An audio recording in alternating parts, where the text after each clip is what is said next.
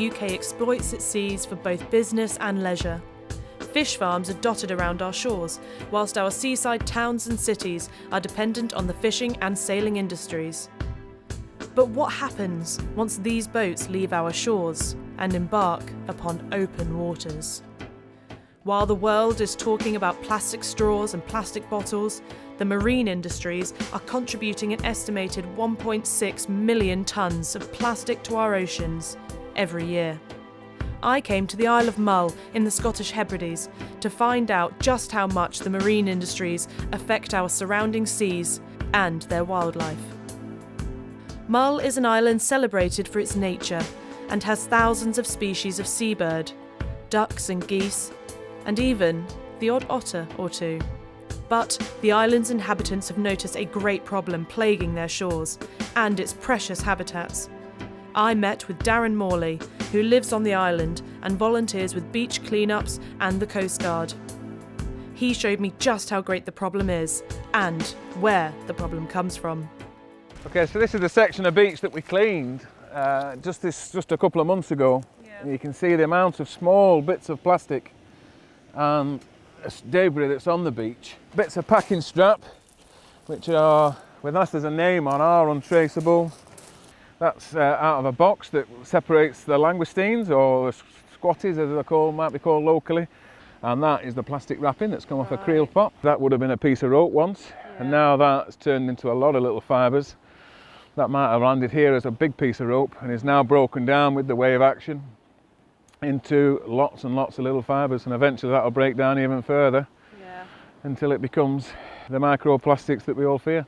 So that's unfortunately what we're up against.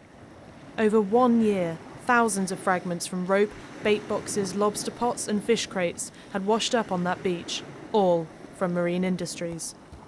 Darren took me to meet Marie, who organises beach cleans, to show me the problem on an even larger scale.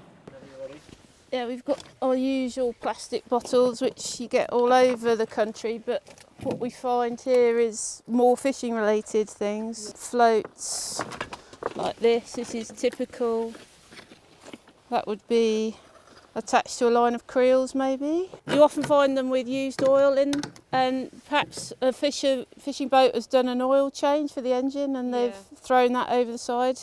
We don't know, we're speculating, but there's so many of those that get washed up, it makes you suspicious. Full to the brim.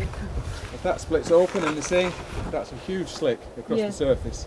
Yeah. Because it'll spread itself out into a huge area. Yeah. It'll just sit as a very thin film on the top of the water. And anything that comes into contact with it is in big trouble.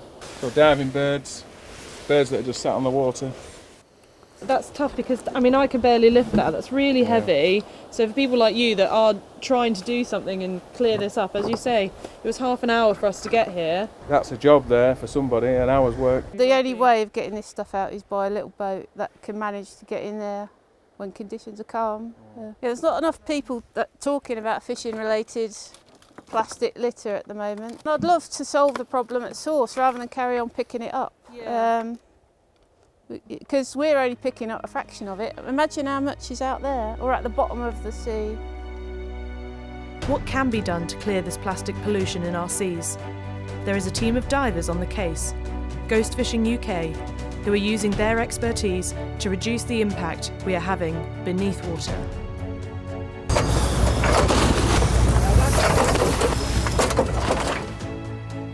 Abandoned, lost or discarded fishing gear is a huge problem in our oceans. The UN estimates that 600,000 tonnes of fishing gear is left in the ocean each year, which is having a devastating impact on marine wildlife and stunting conservation efforts. In order to remove it, the only way is up. Lost fishing gear kills and maims marine life in one of two ways: through either ingestion or by continuing to fish, entangling, starving or asphyxiating its catch. This is a phenomenon called ghost fishing. Once below water, the Ghost Fishing UK divers work calmly yet fervently to remove as much gill net as possible before their air runs out. The line is covered in tangled spider crabs fighting for their freedom. On the surface, the remaining team members look out for the float bags, which lift the fishing gear waste and crabs to the surface. Got 2 live ones. It's all hands on deck now for the detangling and data collecting, after which time, these lucky crabs can be freed. Bag upon bag full with plastic line, spider crabs, mollusks and sea sponges is brought to the surface as the divers continue to work tirelessly below. Once collected, the materials will then be recycled, becoming perhaps socks, carpet tiles, or even art. It's tough work detangling these enormous and leggy spider crabs from such fiddly line, but there is a real sense of achievement in it. Christine Grosart, Ghost Fishing UK Secretary and Diver, spoke to me about the importance of what they do. Over the last 3 years that Ghost Fishing UK have been operating, we've basically started from scratch in terms of data gathering. Nobody else is collating data in the way that we do. Shooting video footage and photographs of this stuff actually being caught and being killed in the sea, it has a much bigger impact on public awareness, I think. If people can't see this, they don't care. You can't care about something that you can't see. Programs like, Blue Planet and things like that are very, very visual and have really caught the public's imagination. And there's a big drive at the moment about ocean plastics. It's a hot topic right now, and there's never been a better time for us to be doing this kind of activity, I think. In 2009, a UN report found that most ghost fishing gear is not intentionally discarded. Does that mean that the industry can wash their hands of the responsibility? I travelled to Orkney, off the north coast of Scotland, to meet with an expert in fishing sustainability. If people want to eat fish, if they want to eat shellfish, they've got to be aware of the process that's involved in getting that to their plates. The big retailers like Marks and Spencer and other big supermarkets really require all of their seafood products to be demonstrably from sustainable sources. The Orkney Sustainable Fisheries can work with fishermen to ensure that their sustainable practice is recognised and they're rewarded for that. Fishermen will do their utmost not to lose very valuable gear. And it's eye-watering how much a trawl costs. Sometimes for safety reasons, if they're snagged on something, there can be no option but to cut the gear free. The sea is a dangerous place and it's a wild place. So it's a very different issue to the more deliberate littering of the sea. Most fishermen would like the industry to be seen in a very good light and don't want to be seen as littering the seabed. The Scottish Islands are littered with beautiful reworkings of ghost fishing gear.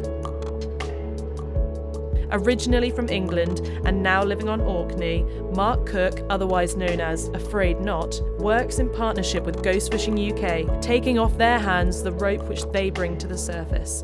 5 years ago I moved up to Orkney and I was out walking on the beach, came across this ghost fishing gear. I didn't know that's what it was at the time, and I thought, oh great, I'll have that. Sat down on the beach, untangled it and took it home and then tangled it back up to my first doormat. And then I realised how much of this stuff there was actually being washed up on the shore. Not in the last 4 years have I bought a new piece of rope. This is the place I should be. I feel part of it and I feel part of helping to keep it precious. Recycling projects and clean-up operations are cropping up all over the world, not just in the UK. But we still have such a long way to go in rectifying what damage mankind has already done to the oceans and to the marine life, and in preventing a future generation's worth of tragedy. But from beach cleans to lobbying for harbour recycling points to campaigning for biodegradable equipment, there is something that everyone can do. Our planet is covered with 70% water, and the oceans provide us with food and oxygen. Our future depends on its future.